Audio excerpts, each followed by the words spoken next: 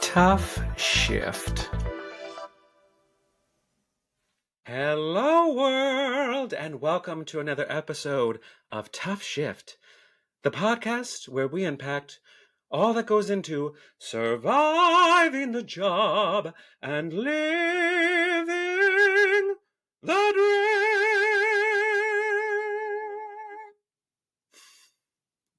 Please don't stop. Please don't turn off after that. I'm in musical mode right now. Oh, my name is Patrick Murtagh, and I'm your host, right? Welcome back to the show. Sorry for that, unless you liked it. There's more of that if you want it.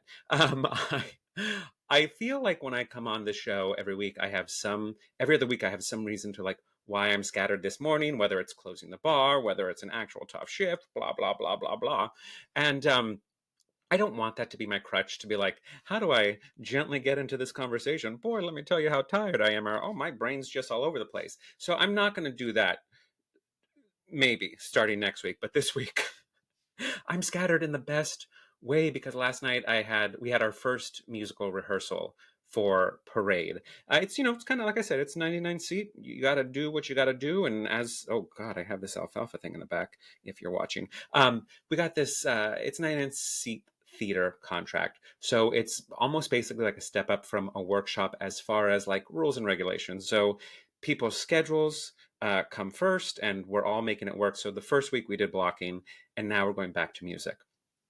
And I was like, looking, I'm like, oh, this is pretty freaking easy for me. Like, there's only so many numbers that Governor Slayton can be in, right? Like, he has to be neutral in this show because you have to believe, well, I'm not ruining anything. It's a historical piece and the show has been out for 20 something years. So I'm not ruining it. It's not a spoiler alert, but Governor Slayton's one of the good-ish guys. And so there's only so much he can witness and be part of. Like, he can't be part of this tirade song and of this offensive song and of the mob and this and that, because he has to be the voice of reason that is going against the crowd. So I was like, there's really not much for me to do, and in the group numbers I am, like, I'm not even like leaving the staff, which is really funny because it got me thinking, like, when I was living in New York, I was part of a company called Dream Productions, and it was kind of an unofficial Sondheim company. That's where I did, not being alive, where I did Company, and I was Bobby. I was, Cinderella's prince in Into the Woods. It was pretty much a Sondheim company, except for that one time we did Pippin. And that one time we did Pippin, I was gone for the first musical rehearsal because it was my father's 60th birthday, so I was out of town. And in my absence, Marty Millett, Sam Belanger, and Vanessa Paradis, not that Vanessa Paradis, my Vanessa Paradis, volunteered me to sing tenor one. But you see, I was not. I was a tenor back then, but I was telling people I was a lyric baritone. So I come back and it's like, you're holding down tenor one. And I'm like, well, fuck you assholes. Like, shit. And so like I had to do it. And the only other tenor one in the group, because it was a small cast, was Pippin. So whenever Pippin was Pippining, I had tenor one by myself. So I was like, and the phantoms of the night, and all the morning glow up the octave screaming and just like, fucking hey, I can't wait to get back at them. And then the world shut down for a little bit. We had a little recess. And in that time, I actually had to embrace the fact that I was a tenor because my voice just kept going north. And I was like, what's going on? And it was like as if, somebody who denies something, and then when they finally admit it to themselves, they act like they've always been that way. Like, I've always loved, I don't know why I'm saying Denny's, but like there was, I've always loved X, Y, and Z. I've always loved Labubu's, like as if you're not following a trend. So that was pretty much me. Like once I embraced my tenorhood, then like, of course, the next show we do after that, once stages reopen, and this actually happened to be the last show I did in New York. The last musical I did in New York was Side by Side by Sondheim. And it's the first Sondheim review. And it was from right on the brink of the 70s, 80s, like late 70s, 81, 79 to 81, somewhere there. I don't know. But pretty much the score was written for B. Arthur. Like the keys are ridiculously low for everybody. It's everything. It's all Sondheim, all down the octave, all the time. And I was like, you've got to be fucking kidding me. You have got, like, I finally embraced my tenorhood, and now I'm back in the basement. So passive aggressively, like I would, in rehearsals, I'd go sneak off to another rehearsal room. And when I was learning the part, like once I learned the part, then I would just like sing it up the octave for myself. And then I'd get text messages from everyone in the cast, like, shut up, we can hear you here. So I become like this detective for like, what's the highest note I get to sing in this show? And how can I opt up? And blah, blah, blah, blah, blah. And so that continues to this day. And just last week, we were doing the opening number, and I turned to the woman playing my wife, and we're up on our little gubernatorial platform. And I'm like, I'm really annoyed at the score because, like, I'm pretty much like peaking at Fs, and like the one G. Sorry if this musical stuff is not interesting to you. I promise I'll get somewhere. Maybe, hopefully, who knows? But I was like, I'm really annoyed because like I'm just like, it's just like an F, and there's like no place for me to pop up, and like all the song, I'm like in the beginning, I have my song, which is I love, and then I'm at the end. So last night we're doing the first musical rehearsal. We're going through the group numbers. We get through all the pieces that make up the opening number, which is basically, it's like actually 3 scenes that make up the opening number. And it's like easy breezy. And I'm like, well, if you guys don't need me for the rest of the night, if you're just doing act 1, like, I'm done. And the music director's like, oh no, you're not. Like, this is a 12-person cast. This is you're singing off stage. And I was like, the fuck? I thought I struck gold. I'm like, I don't have to rearrange my work schedule barely. I don't have to like rearrange my client load. I'm getting paid to do this. Like, everything seemed like a walk in the park.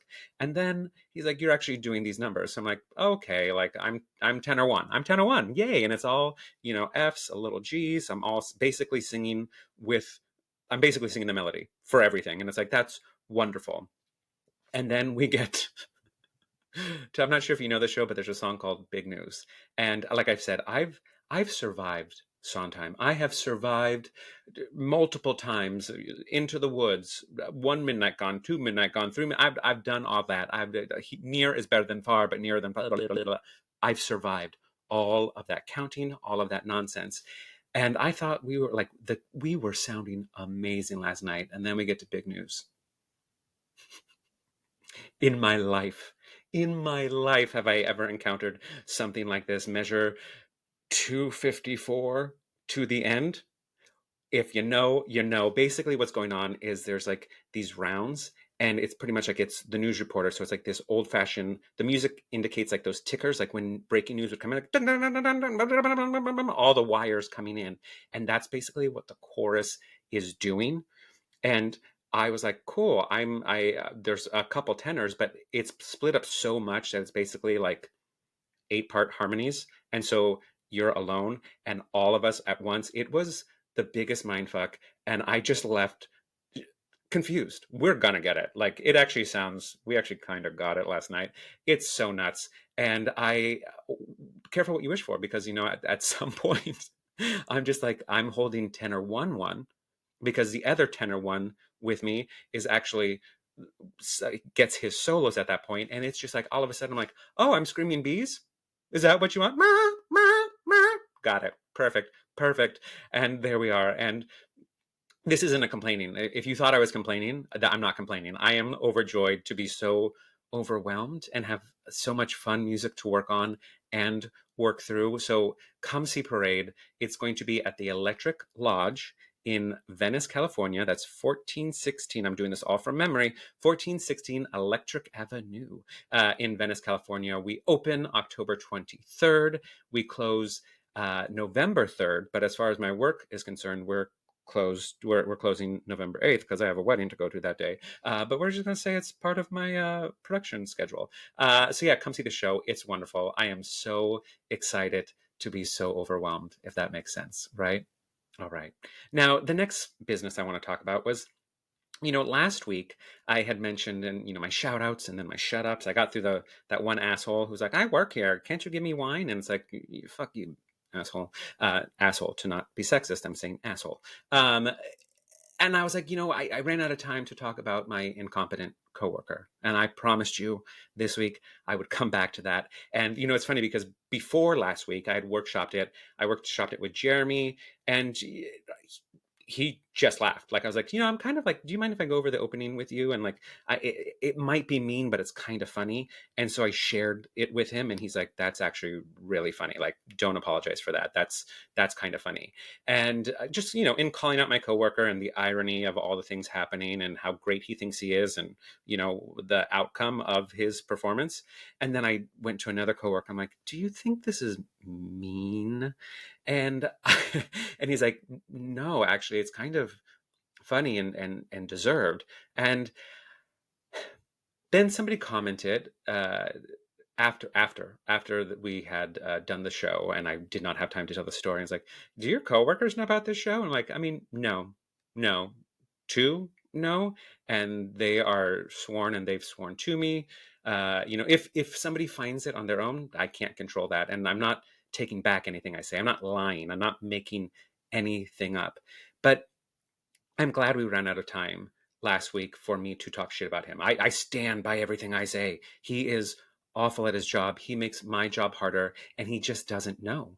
He doesn't know, and he's kind of like full of himself about it. So it's like, it'd be one thing if you didn't know and you were humble about it, but like, you don't know, and then you think you're on my level, and then you're kind of a dick. And like, when we're closing and we're dividing the tasks, and you take all the easy tasks, like checking off a list and polishing glassware, while I'm rinsing mats and throwing them over a fence to dry, and I'm mopping, and I'm breaking down things, and I'm wiping the grates, and I'm cleaning the beer taps, like, and he sincerely doesn't get that there's an imbalance.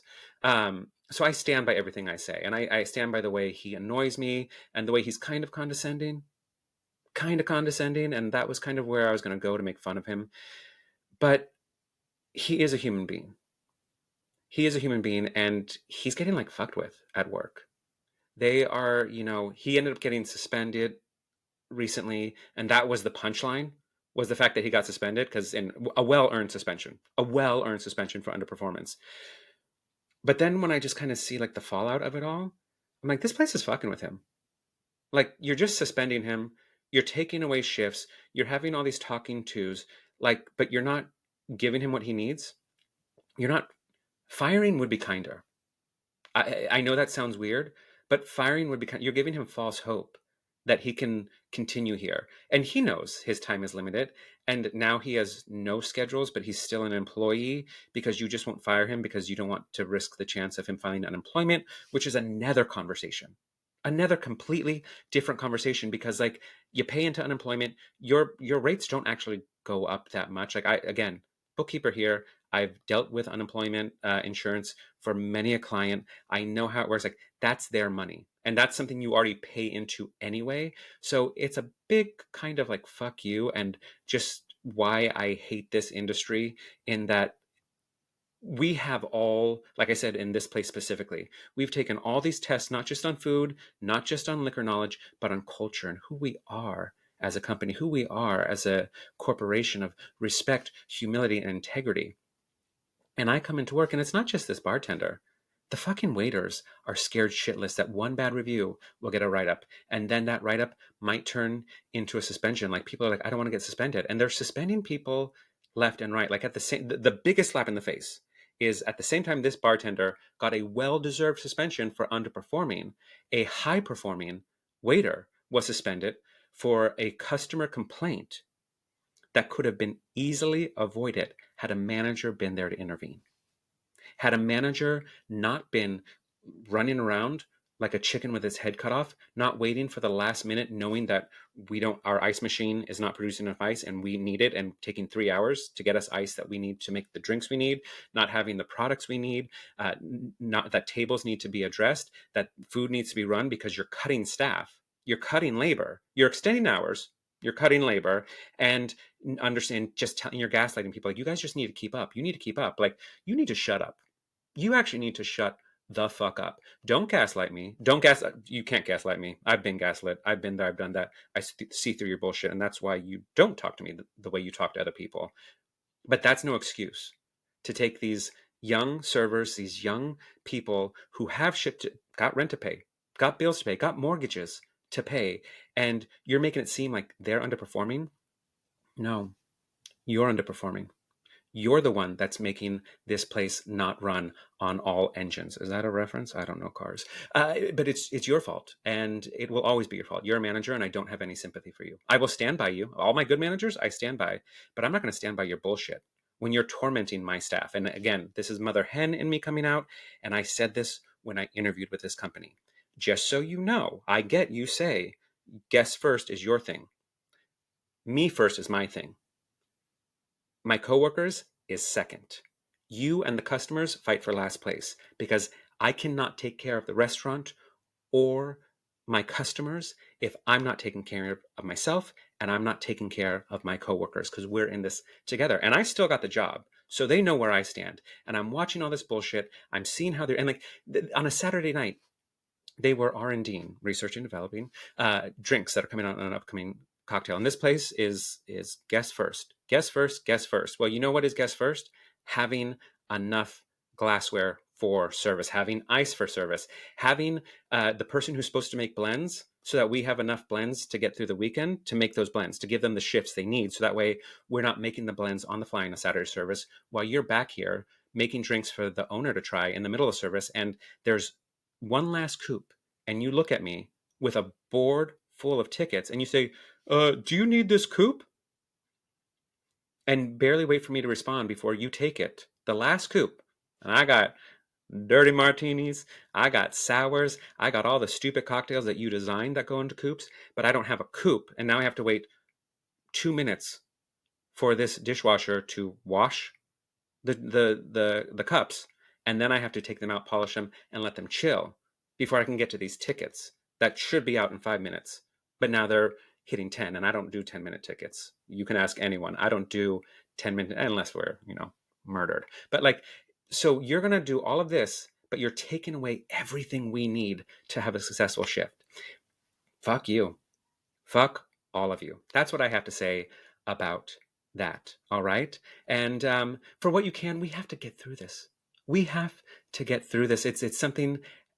I use this podcast as a venting post to because if I don't, I would just explode at work and I would walk out the front door. And I can't afford to walk out the front door right now. I'm working on walking out of the front door. I'm working on doing everything I need to just never return to this place and hopefully the industry. I'm going to stick into catering because, life's expensive and supplemental income is always wonderful. But I'm done with this industry. And it's funny because my father-in-law recently had a conversation. We were all out to dinner, the family, and he asked the dreaded question, like, "Hey, how's work going?" And I just went to a place, and I was like, I've found my groove there. It's not my ideal job. It's not, because nobody wants to hear you complain, right? That's what on this podcast, you want to hear a little complaining. But in life, people don't really want to hear you complain. So I'm just like, it's not ideal, but I'm really proud of myself because I found my groove there. I have really become someone who is important to this team. I have become someone that they rely on. I have found a place where I can create my own joy. I still get frustrated. I can create my own joy, but I can support my coworkers. I can make the drinks. I can make people laugh. I can change the mood. And I don't want you to misunderstand me. I'm not liking it there, but it has given me the opportunity to be my own source of joy and my own source of getting through it. And for that, I am having a great time doing that. I'm having a great time connecting with my coworkers. I'm having a great time making awesome cocktails because as much as I love performing, I love bartending. I love making drinks. I love when you shake that drink just right, even when you shake a drink right and there's no eggs in it, but you still get that froth on top, that's how you fucking get it. And our guest today is going to know all about that because we worked at the same place together. That's where I think we were indoctrinated into this art form of making amazing fucking cocktails. But before we move on, I just wanted to say, like, it's amazing how the universe, things kind of fall in your lap as you are experiencing certain things come up. And this week, the Mel Robbins podcast just happened on. I was done with all my podcasts, and she just happened to come on to my feed of what you should listen to next. And so I did. And it was 8 things. It was the episode was 8 things you should say to yourself every morning. I'm going to read through them very quickly because we're already over time. But 1 through 8. Wake up every day and say, something cool is going to happen to me today. Wake up. First thing, you don't got to believe it. You just got to say it. No matter what happens today, I can handle it. That's number 2. 3, an exciting new chapter of my life is starting today. 4, I need to give myself more credit for how hard I'm trying. 5, I'm allowed to be a work in progress. 6, if I keep showing up, life will reward me. 7, I have an important contribution to make to the world. 8, I am in a good mood for no reason. Now, I know with the conversation around toxic positivity and this and that, this is not that. This is reprogramming your brain. And listen to the episode. It's really great. And all of it kind of goes to the conversation I had with my father-in-law. And specifically number 8 is I can be the bitch at work. I can be in a bad mood. I can be overwhelmed. I can be like, write it down. Don't talk to me. I'm in the service well. Blah, blah, blah, blah, blah. I can be that. But then like I when shit is actually hitting the fan, I can also be the source of joy.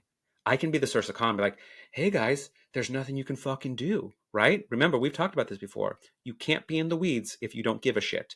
And that's kind of like what number 8 is. Like, all this shit is going around me, and I can choose to be in a good mood. And it's kind of, it seems like it's toxic positivity. It's not ignoring it. It's being like, well, I can't change what's going on around me, so I'm not going to take responsibility for it. I highly recommend you go listen to this episode of the Mel Robbins podcast. 8 things you should say to yourself every morning. And if you don't get to it in the morning, you remember at 3 p.m., do it then. But it's about reprogramming your brain to not be victim to your circumstance.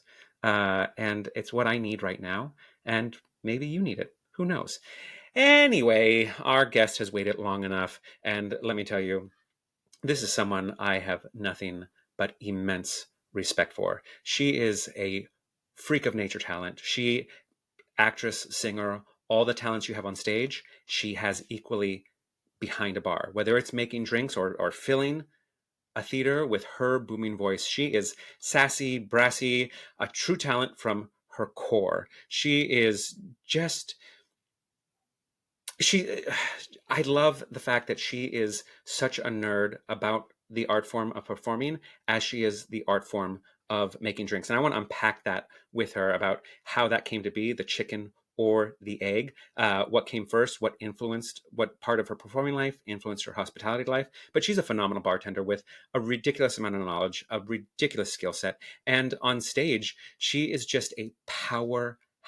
And she has performed off-Broadway. She's performed in regional theaters at the Algonquin Playhouse. She's been part of the Vanguard. She's been on cabaret stages, shows you may know, American in Paris, The Wild Party, Songs for a New World. And she's worked at some of the best places in New York City, the Manhattan Cricket Club, where we worked together, the Wesley, and Urba. Recently, she relocated with her husband to Miami, Florida, and is starting a new adventure. And I know only great things await her, and I can't wait for you to meet her. Please welcome to the show, April Leonhard. Howdy, howdy. Howdy, howdy. How you doing today? I'm keeping it fresh, I'm keeping it nice. You can tell that the ring light did not make the move to Miami. So my light's a little spicier than yours. You know what's funny is I'm such a neurotic person that like when I first got together with Jeremy, not first. I waited 3 months before I sent a ring light to his place. Just so that way. Because we were long distance. I was like, I might have an audition while we're together. So I have like nothing but ring lights. And he does, sometimes telehealth. So he actually ended up having his own ring light for his own telehealth appointments that he does. So it was all meant to be. And you know what? Maybe I'll send you a ring light. Give me your address after this.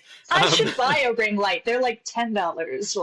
This is on me, honestly. I made Yeah, my bed. I can sleep in it. you can get them even for less. Like if you go to like Ross or TJ Marshalls, like TJ I Marshalls, love that's Ross not it. dress for less. Yeah, and they have like in that you're in line and there's the things you don't actually need.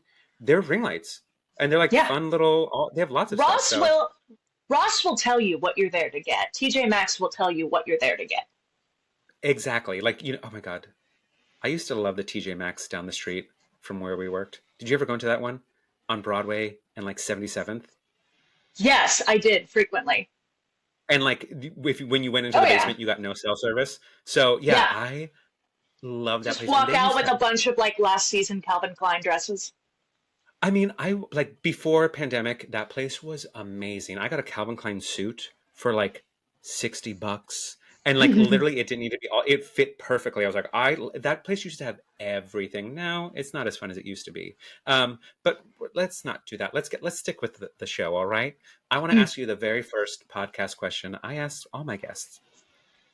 What was your gateway job into being the walking, talking, singing stereotype of an actor singer surviving surviving the dream with a job in hospitality?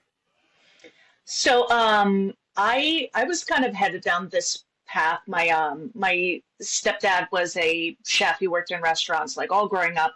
I was like in the back of house of Morton's, just kind of like going through like, so that's what a restaurant smells like. And like cooking at home and stuff like that. My first job was McDonald's when I was 14, and then when I wanted to move up in the world, the KFC Taco Bell right next to the McDonald's. But Oh, my double header. Oh yeah, yeah. No, I moved up. I started at 5.15 an hour, and when I was ready to make the real money at KFC Taco Bell, I think I was making like $6.30 an hour, which is a big deal. Hey, big spender. Oh yeah, no, I could if I wanted to buy a cookie at lunch, I could buy a cookie at lunch. Like no Keep the one. discount. Oh yeah, oh yeah. But my first real restaurant was at a place in northern Kentucky called Vito's Cafe, and it was home of the singing server. And Mm. I started there as a busser, and I moved my way up to server. And it was a sort of place where there were like two dining rooms, and there was a stage in the middle, and like everybody that worked there sang. So you would be getting served by somebody, and then they would go up, and there were a lot of opera singers, jazz singers, musical theater singers, and I kind of did a little bit of everything. On Happy Birthday, I was hitting that high B flat. You know, you Oh, gotta diversify. Um, but I think one summer their their houseman was ill. His name was John. And I was doing a show at Kincaid Regional Theater. I was doing two shows in Rep, South Pacific and Honk.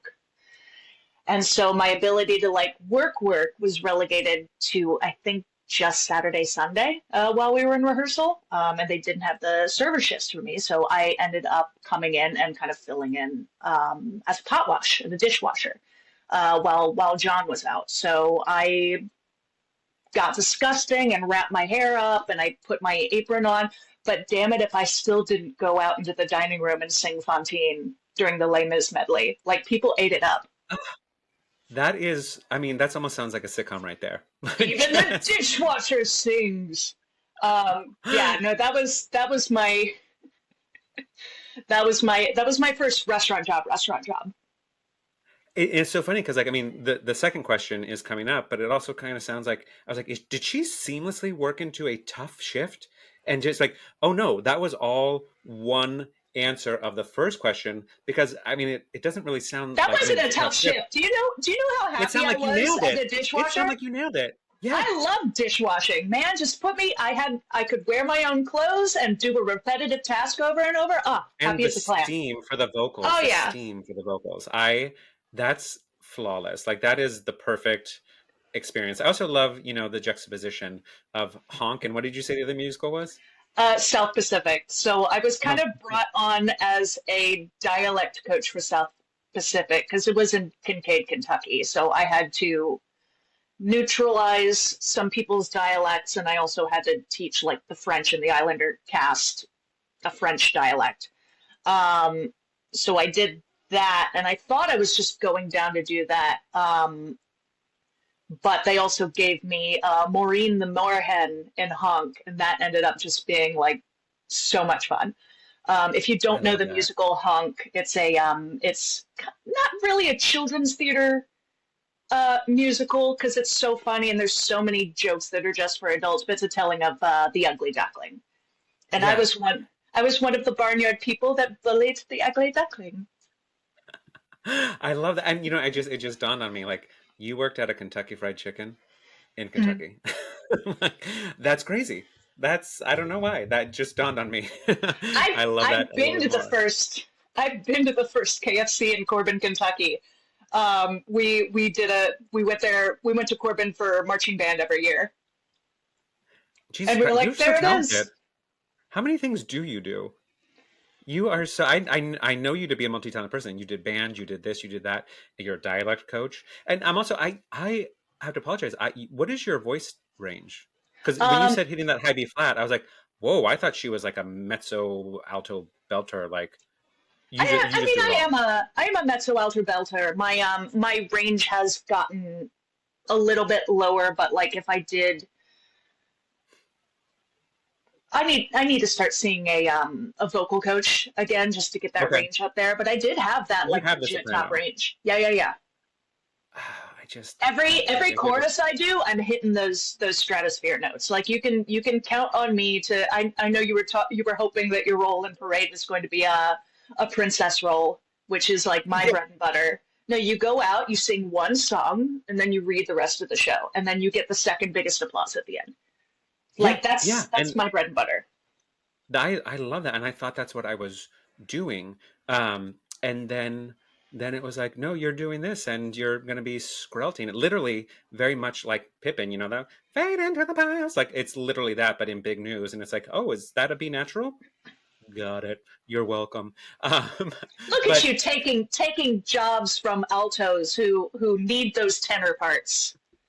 actually, the altos took a job from me because in the next section, because I was like making jokes about having to sing so high, but I was like secretly loving it. And so the next section, the tenors are above the staff again, and the music director's like, you know what? I'm going to give you a break because you're basically just doubling the altos. And I was like, well, fuck, they took my job. So it's fine. It's fine. That's all I'm doing. It's wonderful. But this is about you. So I want to hear about a tough shift that just lives in infamy for you to this day, that just stands out amongst the rest. So when I first moved down to Miami, I opened a new restaurant called Herba, which is recently closed, which is why I put that very sad post and why you reached out to me to be on the podcast. Yeah. Yeah. But when we opened, it was really, really cool because it was a lot of things that really fit into my wheelhouse. It was Chef Nevan Patel, which works with he has a number of restaurants, but he has his own farm and homestead, and it was like farm to table. Got it, check. Our opening cocktail program was designed by a gentleman out of Napa named Scott Beatty, who is the author of Artisanal Cocktails. And it was very like Negroni heavy. And I love bitter and like working with those style of cocktails. I'm like, yes, absolutely, in my Yeah. element. So check. And it was a really cool team. A lot of the administrative team was New York. It was just like, oh my God, this is like the glass slipper like perfect kind of deal for me. And I was on the opening team, and I got to like build my own team and build like kind of build and train and get everybody ready to go. And then the second weekend we were open, I got into a fight with a wine decanter and nearly nipped the end of my finger off. And I had to go to the hospital and I had to get stitches, and I still can't really feel the tip of my finger. But I couldn't like get behind the bar for like 2 weeks. And during those 2 weeks, Jeez. my entire bar team fell apart. So when I kind of got back into gear, um, the one bartender that did kind of stick it out, named Nick, who is wonderful, wonderful. He's at Vice Versa in Miami now, which also has a really, really beautiful Negroni program. So if you're in Miami and you like pizza and you like Negronis, like go to Vice Versa. Um, but he, after holding it down, like got sick. So when I came back, I was basically one-handed and soloing the SPAR program, um, like doing 230, 240 covers a night, like by myself. And Oh, I'm that, already sore for you. My shoulders hurt. yeah, no, but it was a lot of things, and I did. pull it off. But it was just people were at the bar like four people deep, Deep, yeah. and the tickets just didn't stop, and it was just like how to the metaphor that I kept using was, the part in Dracula where the Demeter has like the captain is just lashed to the wheel. I Yeah. felt like the captain of the Demeter. Hey, I got Dracula to port, but at what cost, Oh, exactly, exactly. And Yeah. you'll be feeling that for at least the next week. So just really quickly to jump in there. You were talking about Negroni programs. I'm not sure if you are familiar, but we have an ongoing debate here on this show, and has been since hashtagged Negronigate. I want to know, just before we dive into it, how do you build a Negroni? Equal parts. I mean, like it's a very simple cocktail. I feel like anybody who's trying to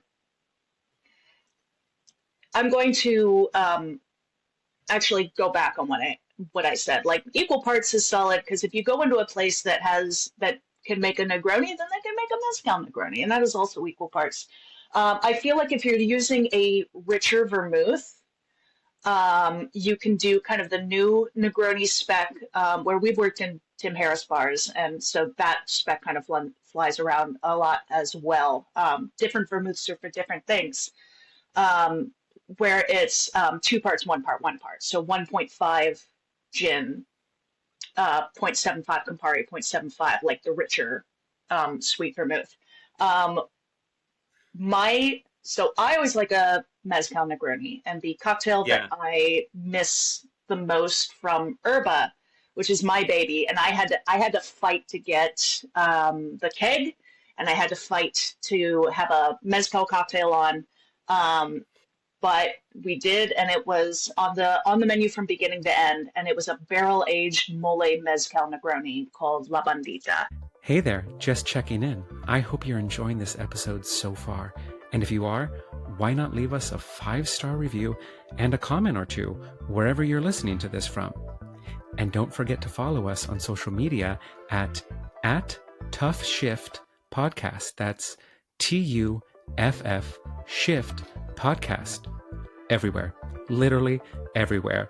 And just a reminder, gratuity's not included, but tips are always welcome. And you can find our virtual tip jar at tuffshiftpodcast.com. That's TUFF shiftpodcast.com. All right, back to the show. Um, now, can I just ask, because this is in part of the Negroni Gate field, how did you get that mole flavor into the Negroni? Mole bitters. Yeah. Yeah. So No. the whole thing where Negroni Gate started was the fact that I make Negronis in the Tim Harris way, where it's exactly 1.5, 3/4, 3/4, and at least downstairs, because you worked upstairs. Downstairs, it was 2 Ango, 2 orange, and that's the Negroni. And I know the orange is extra, but I always assumed that Angostura was part of the original cocktail. There is a debate on Google and ChatGPT and all those things. I get both answers, but I got into a fight with a coworker. Not a fight, like gay guys teasing straight men, with a bartender at a catering job, because we had and we weren't just doing beer and wine that night. We were doing full on cocktails, and one of the cocktails they wanted was a Negroni, and on the pull sheet for the Negroni was Angostura bitters, and he was just beside himself. He was like, "This isn't how it works." I'm like, "You're 2 years old, first of all, and like I've been bartending for 1,000 years. There's bitters in Negroni." And then it was just this debate. I shared it on here, and whenever Negronis come up, like there's Matty Pagel. I know he listens to the show and comments live on Instagram, so he's going to stir the pot around Negroni Gate, and so I love it, and I know he loves it that you brought up Negronis. So I don't thank you think for I that. don't I don't think that doesn't consider I don't consider that a gate. I feel like People I have opinions about Negronis. people have an opinions about everything. Like That's I true. put orange bitters in my old fashions and in my Manhattans, and I ran into some I stuff do. down here like orange bitters don't go in. I'm like, but it tastes really good. Why wouldn't it? I thought Orange. Well, I mean, orange bitters. Orange bitters and mango together. Well, no, In your you old know that. fashions? Yeah, Yeah, yeah, yeah. yeah. Because the old fashioned is not So just a we, sweetened so we, bourbon handshake. It's not just sweetened bourbon. It's the infusion of orange, which is like, and if you like muddled stuff, and there's a time and place for a muddled old fashioned, but like to get that natural yeah, orange if you're in flavor, that Wisconsin. infusion, right? Or at some Hojo. Are Hojos even around anymore? I don't know. But yes, I'm glad we're in agreement. And also in Manhattans, it's fun to play with too. And instead Mhm. of doing a cherry, like maybe do an orange peel in your Manhattan. Fucking love it. Well, There's so many. if you like an orange peel in your Manhattan, you should be drinking it perfect. There you go. And I don't will know you if, share that for the people? huh? Will you share that recipe for the people who may not know what a perfect Oh, Manhattan yeah. is? So a perfect Manhattan, it doesn't refer to the quality of the drink. Obviously, everything I make is perfect. Don't you love when But waiters come up and they're like, "Can you make a perfect Manhattan?" Thinking like it's a thing of like my skill set. It's like, just bring it in. Just shut up. so, um, so instead of 2 parts whiskey, bourbon or rye to 1 part sweet vermouth, it's 2 parts rye. Because I prefer to cook with rye when I'm making classic cocktails, just because I feel like sometimes when you're using bourbon in a more spirit forward cocktail, it can be a little saccharine, and I really like the Hmm. baking spice and of the baking spice notes of rye, that like brown bread. Like I feel like that's more Yeah. interesting to cocktail with.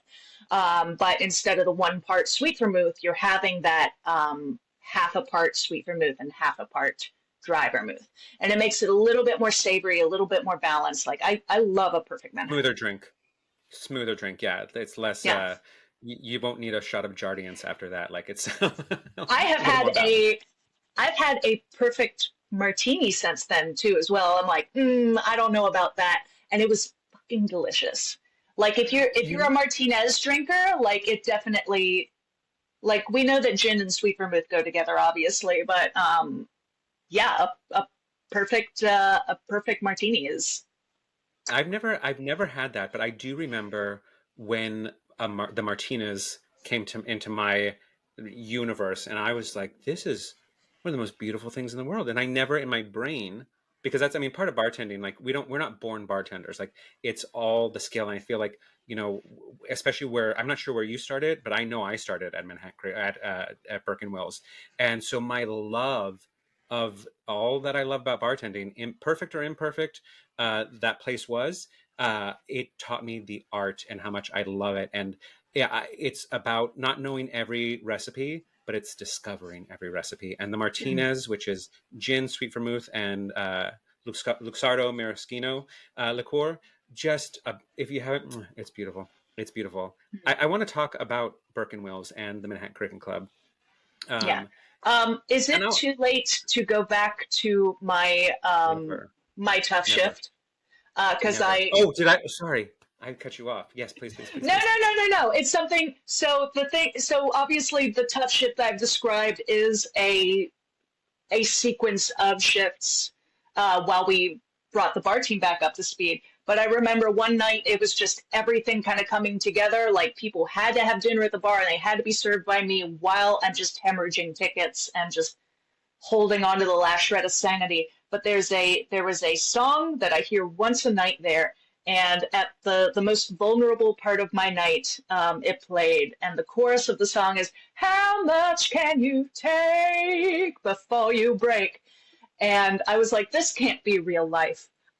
This is a simulation. This can't. I'm being tested. Somebody's watching me. Well, And the universe has a sense of humor. It's like what I said in the beginning, like things find they're you, and it's like, not just this to like isn't uplift your real. spirits, it's also to poke you and tease you. Like, This is things are not in alignment. real.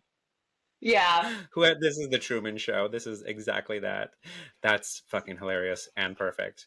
which is So not. That's just kind of like I needed to garnish the story before I sent it out. So, get the essence all over it. oh yeah. I want to talk about Burke and Wells, because I mean, again, I talk about, and it's when I say, I'm more than happy to talk shit about a place. I'm also more than happy to sing its praises. Like some of the best family meals I've had were there. Some of the worst family meals I had were there too. But like some of the best family meals were there.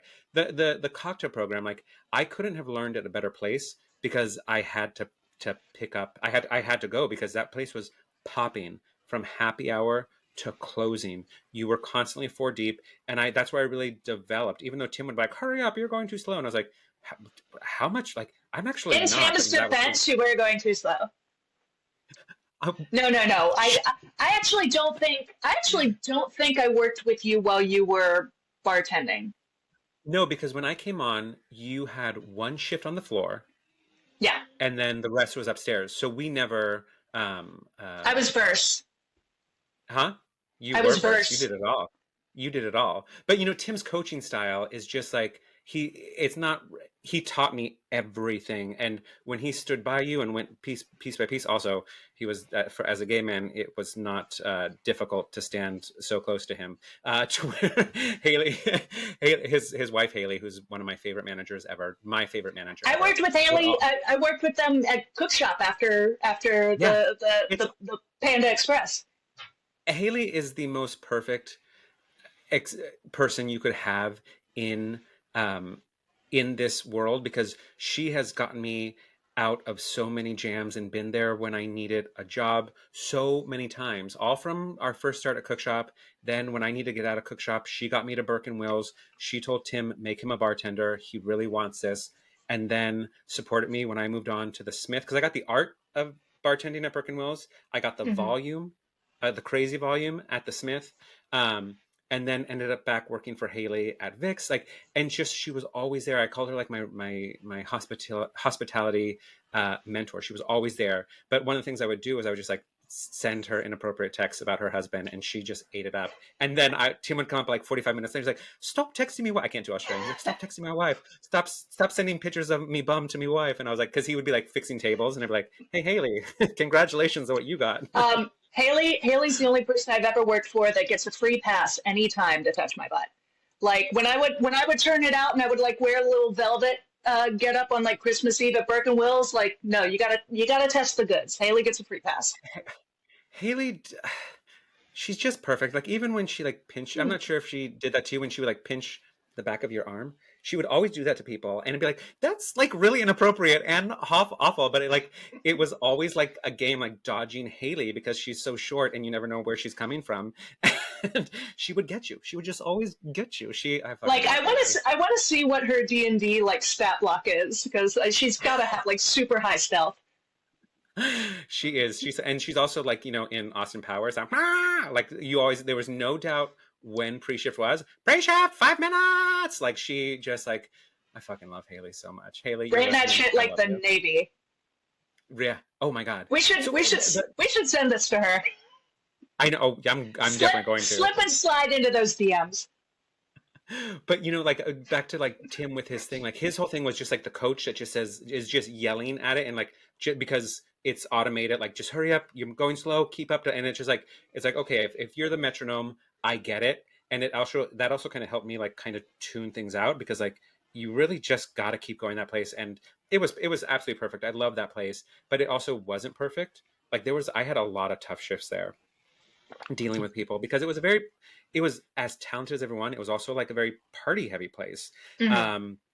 And a little too familiar because I had a tough shift about Guy there. This is the tough shift. I've been trying to workshop this into an opener.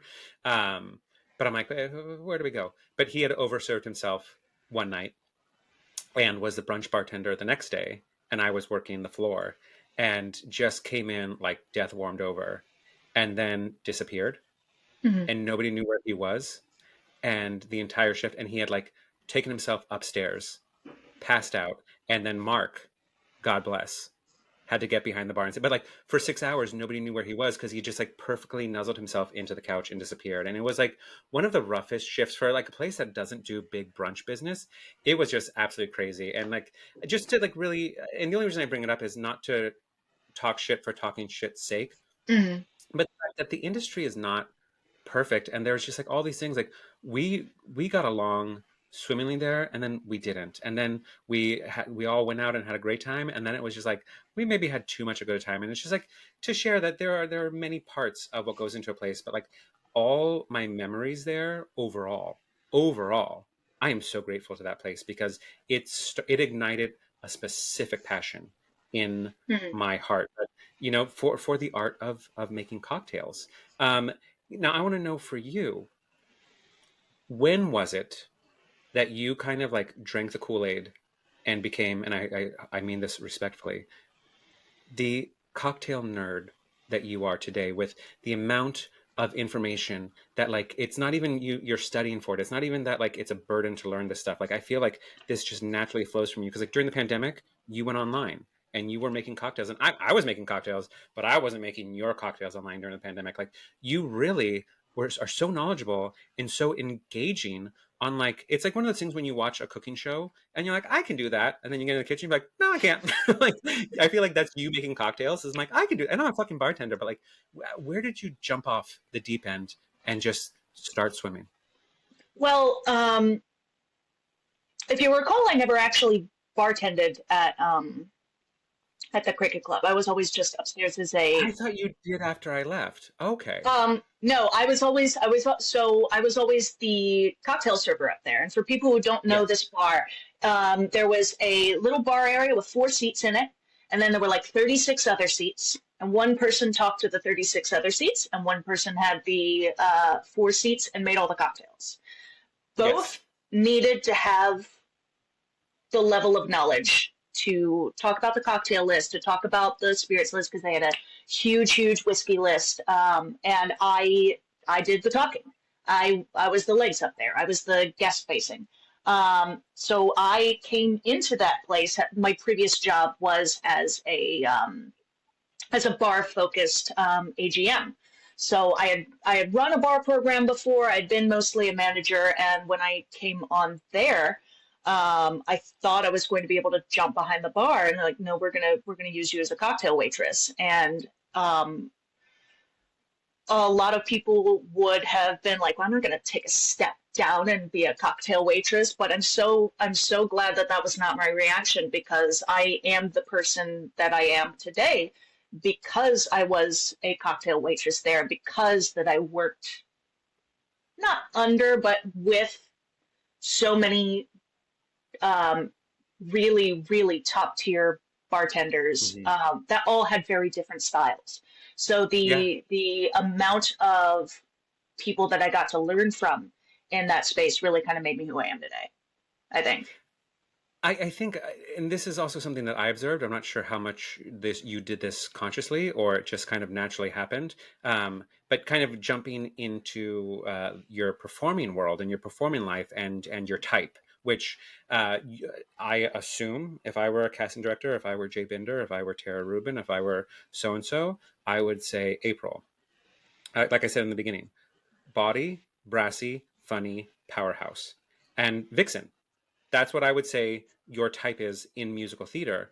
And yes, baby girl, and you as a cocktail waitress upstairs, cocktail server Mm. upstairs, it was like, I'm like, did musical theater inform the persona that you brought to that place? And because you dressed like it was like the 40s, you did your hair, you did your everything, Oh yeah. and you kind of had this thing about you as a server. Like, it was like, is she working in hospitality or is this an immersive theater? Like, can you unpack how you created who Yes. you are, please? And I hope all of that is as flattering as I intended, because like it was, I was just like, damn, she's fucking so sexy and so amazing. And you got a gay man to say that. Like, you really nailed it.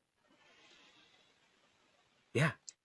Fantastic. I mean, like, it was definitely something that brought a lot of joy to that role. Like, it was something that I and it wasn't like I'm going to spend so much time doing my hair, and like I literally did my makeup on the train every day, and it took me, like, if I set a couple of pin curls, if anything, Wow. I was working with the silhouette more than anything because it was very dark in there. The music, when the lights came up, you really saw, like, I didn't really do a good job of making the sausage. So why would I show anyone how the sausage gets made? That's hilarious. That's hilarious. And No, did because if that, you just work with the silhouette, like, nobody needs to know. How would they know? How yeah. would they know it's not But real pin curls? I think they got more than they expected with you. Like I don't think a more perfect candidate could have come up and done that and put what you did in. And did that, being able to play that character and being able to be that part of yourself, on the clock, making money, paying your bills, how did that influence your audition game? Like, because you're just like, I've really worked out this character. Did that influence who you brought into the room with you, I or mean, two separate people? it did definitely. I think the types of roles I was booking then, because that was about when I did the Wild Party, because I've been trying to play Madeline True for like 15 years, and I finally got to do it. So I think when I was at Burke and Wills, um, I wouldn't say that really influenced the types of roles I was going for, or the energy that I brought into the audition room.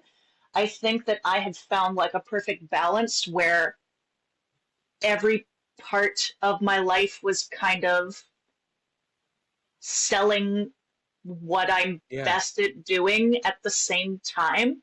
So yeah, I think like I was booking and I was making money, and I was, auditioning more and getting more callbacks, and I was, making the fun guest experience. So like it was a lot of things that was kind of happening at the same time, because I was just like, well, who's gonna stop me from wearing pin curls? Like, who's gonna stop me, literally?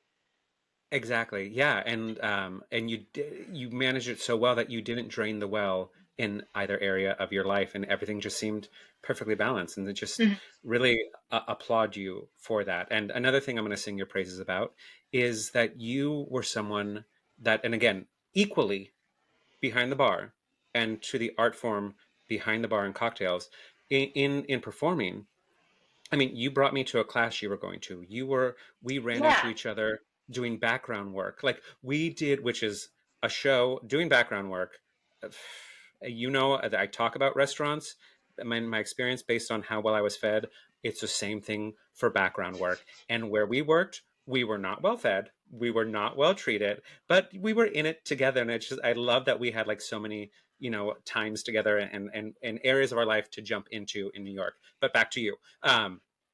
You just were really in the game and trying things, going to class, doing shitty background work for the experience, and like just seeing if this is the area I want to go down. Will you kind of talk about like your game plan in New York, or what your life was like when you were fully in performance mode, and like how did you balance class with auditions with taking jobs? Well, I think, and this is going to be wildly off topic, but I think the best thing that happened to me as far as like giving me focus, um, was realizing how miserable I was in my first marriage, Mm, um, and kind of being like, well, you know what, I can be a little unhappy until the day I die. Like, plenty of women do it. Like, generations of women have been a little unhappy until they die. And I kind of Sondheim was wrote a like, musical about it.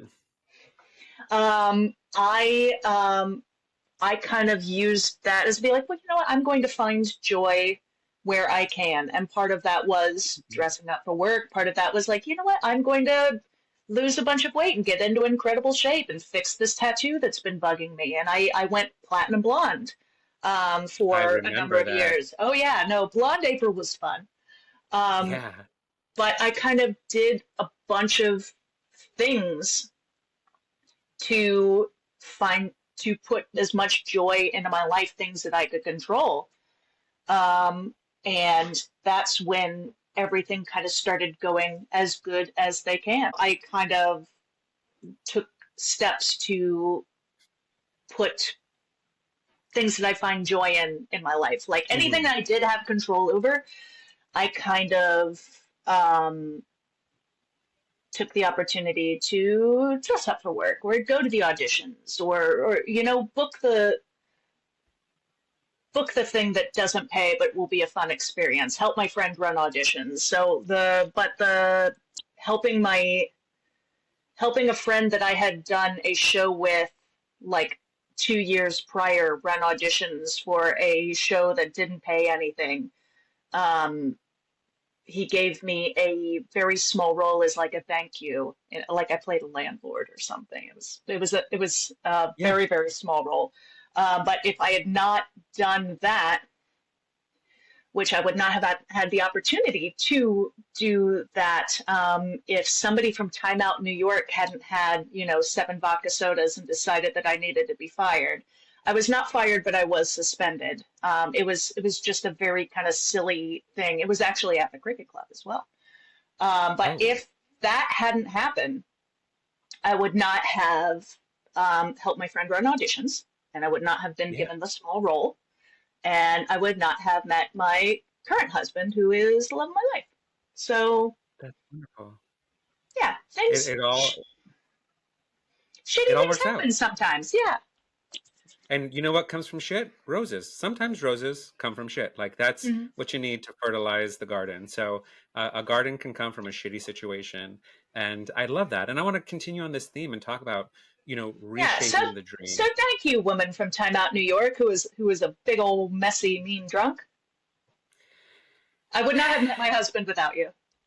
Wonderful. And for that, we are thankful, right? And that kind of goes to what I mentioned earlier in the pre-shift section about those things Mel Robbins was talking about from any situation. You can't control the situation. You can only control how you react to it.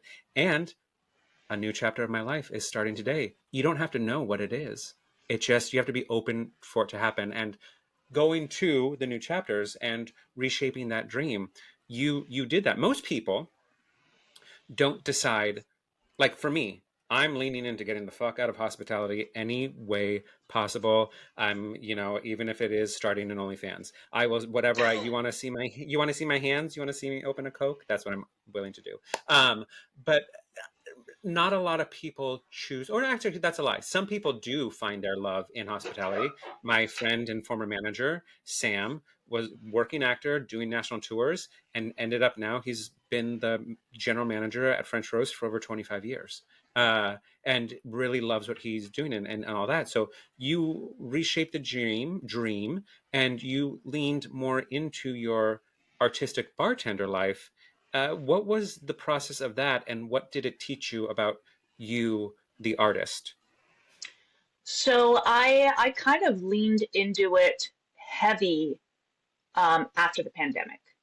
Before the pandemic, I was still having that balance of I can do a show and I can bartend and I can go to my friends' shows and there really when we went back into it, um, there wasn't really an opportunity for that balance. So Mm.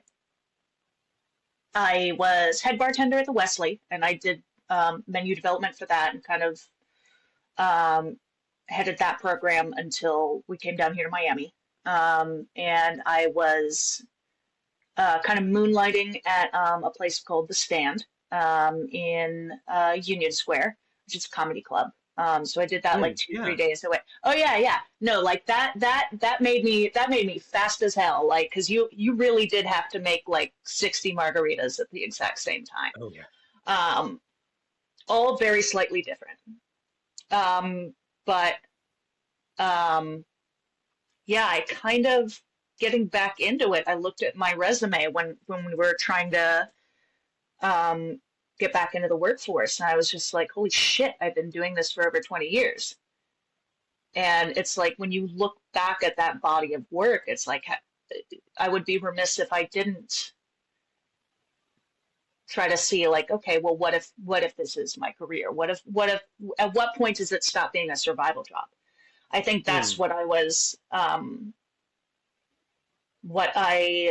kind of struggling with, because I really hadn't booked anything after 2020. Like in 2020, I did 2 shows and a movie, all like COVID compliant. And then in 2021, it was like, okay, you can only bartend now. And I was bartending at 2 places. I was still working at School of Visual Arts as a figure model. And that was really lovely to still have that visual art kind of touchstone. Hmm. Um, but it's Feeding your just like, artist heart. yeah, I think having to work so hard just to stay in New York, and I had a rent controlled apartment. Like Yeah. I was not facing the some of the financial oppressiveness that other people were, but I did not have the bandwidth to keep pursuing art in that city. Yeah. Um, and down here in Miami, it's not really as rich a scene as I would hope for. I know that there are several union theaters down here. A lot of things filmed down here, obviously, but it just doesn't have the culture that I missed from New York, where it's like, oh, I have a Mm. couple days off. Let's see if I can book some background. And Yeah. it's just there's so much. There's so many opportunities for like free shows there. It's like, you know what? I can give up 6 Sundays to do this free show. Yeah. Um, but like there isn't really a culture for it down here. And if I can't participate in the culture in New York, what's the point of staying in New York? Because I never Yeah. thought I'd leave New York, and it just Right it there with you. Yeah. yeah. And now I've got like all of these people that lived here, that lived in New York in like the '90s, like you weren't strong enough. Like fuck you, like you Like, aren't you like here too? yeah, like no, I lived there for 16 years. That's an incredible track record. I moved there and the economy crashed. What did you do? I mean, when we survived COVID there, we survived Hurricane Yeah, Sandy. We did a lot through. It's not about being strong enough. It's about making a choice. I made the choice to leave New yeah. York for this opportunity in my life, and I have no regrets. I have no regrets. Well, I do have some financial regrets about the decisions I made in New York, Oh, I have but I, regrets. Like regrets. yeah, Regrets are part yeah, of life.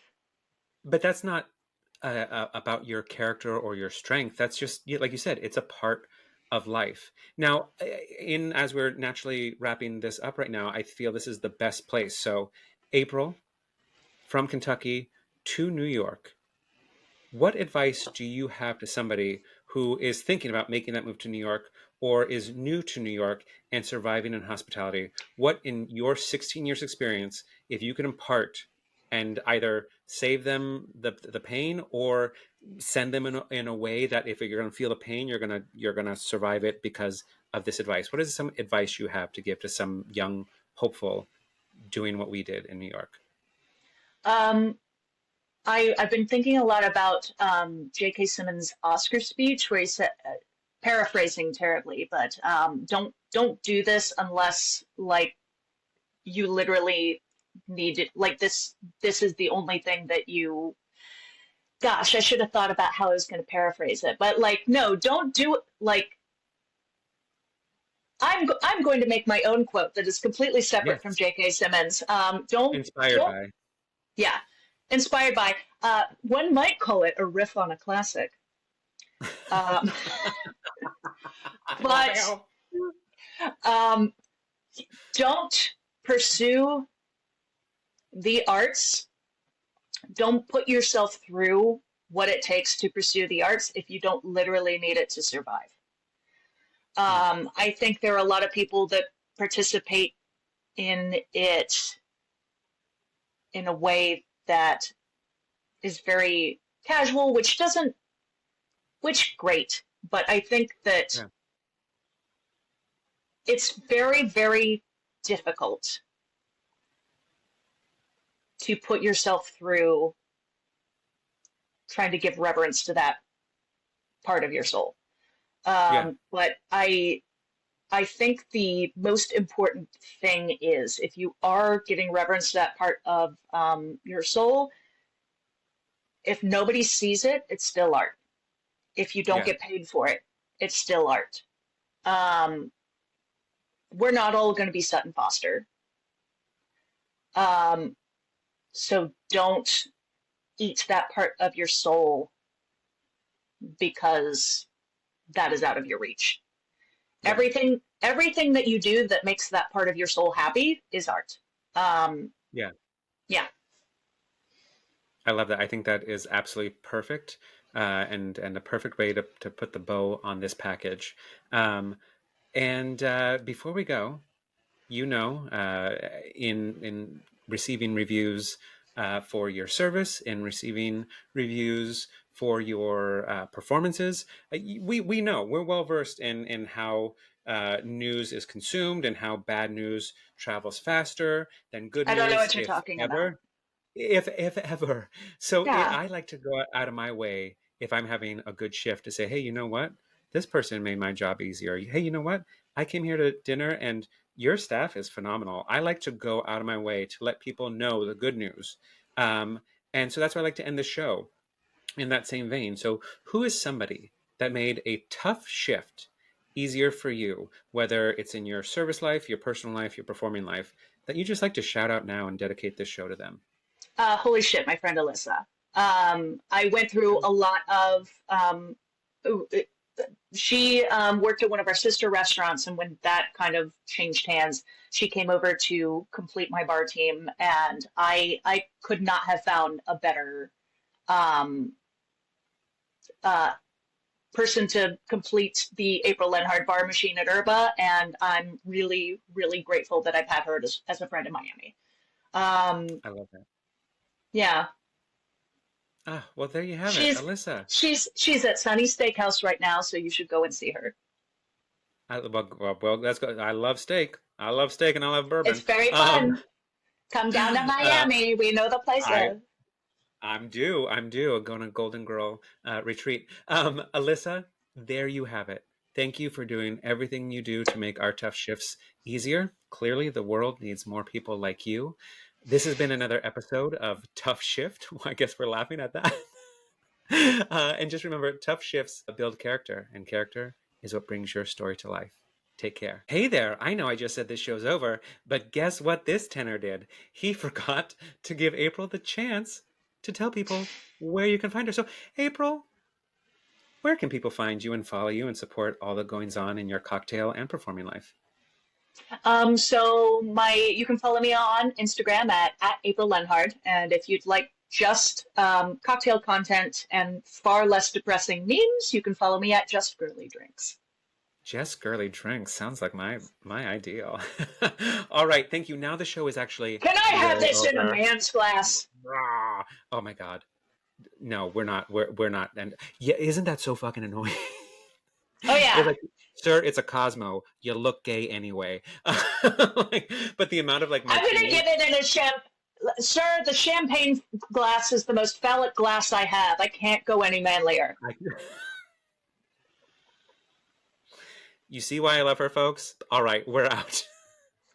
Tough Shift was created and hosted by Patrick Murtagh. It was recorded on Riverside and distributed with Buzzsprout. Don't forget to leave us a 5-star review and maybe a comment or two. And remember, tough shifts build character, and character is what brings your story to life.